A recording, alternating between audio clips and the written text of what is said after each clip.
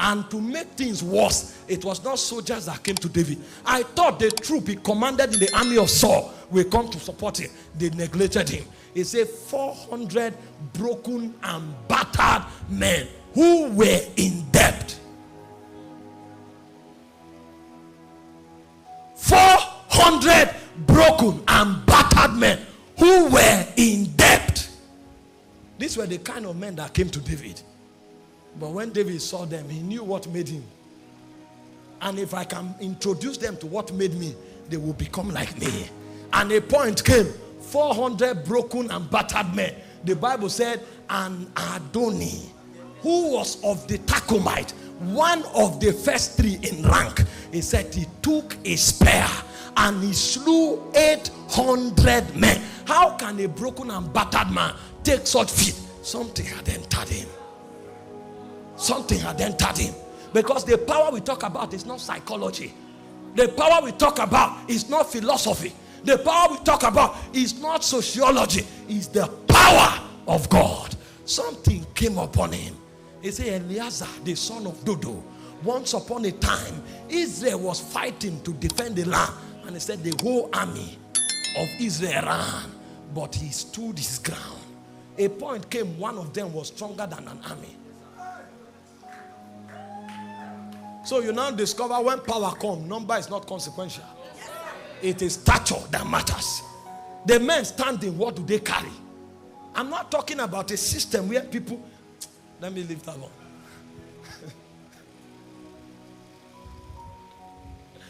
When I talk the subject of power, I talk it passionately. Because I did religious Christianity for a long time. Until in 5 years, 6 people died in my house. 5 years. And now discover power is not English language. I discover power is not title. It's better not to have a title and have power than to have titles without power. The demon will make a mess. 6 people died in 5 years. What was going on? I realized there was something lacking. The day power came, the gate was shut.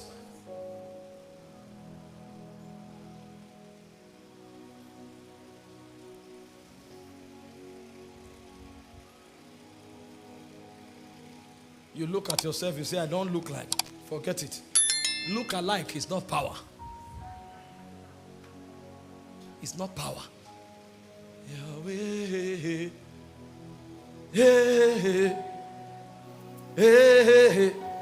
The disciples were with Jesus for 3.5 years. Jesus trained them. They knew how to lay hands. They knew how to lay legs. But it was different from power. It's not how hands are laid. It's not how legs are laid. It is what backs the action that matters. And the point came when they were threatened. They knew they needed power. So they prayed for empowerment. That's what will change this world. Forget this complex English language talking. Forget this packaging without power. I'm not against excellence. Come on, take a look at me. But without power, you are naked. No matter how well arrayed you are, without power, you are naked. It may not be obvious to men, but in the spirit, it's very obvious. Every spirit we know.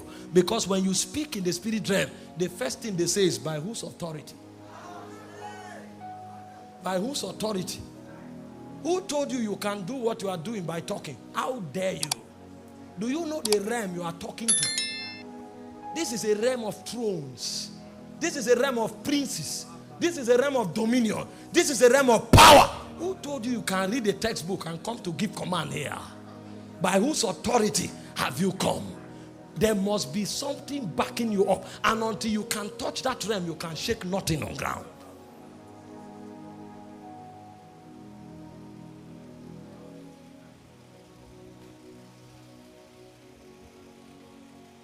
Job 28 verse 9, he said he put his hand upon the rock. He overturned the mountains by the root. That's power. That's the power that compels. They sent men to arrest Jesus. They came. And Jesus was talking normal. He didn't even know people came. And they went back and said, no man ever speak like that man. There was a power that arrested them. and they went back, they would rather disobey their superiors than dare touch that stranger. They would rather disobey their pastors than dare touch that stranger. That's the subject we have come to consider. And if you know that this is one of the cardinal ingredients for advancing the kingdom in the last day, then you have to pay attention. Because I want to show you 3 secrets that govern the operation of power. That's what I came to do this evening. If I show it to you, I will sit down here and I will be talking and things will happen. It's a definite. We must understand that Christianity must be practiced. It must be practiced. This is not a fluke that happens once and don't happen the next time. This is reality that can be replicated over and over and over again if you know how to tap into it. When you hold my hands, everything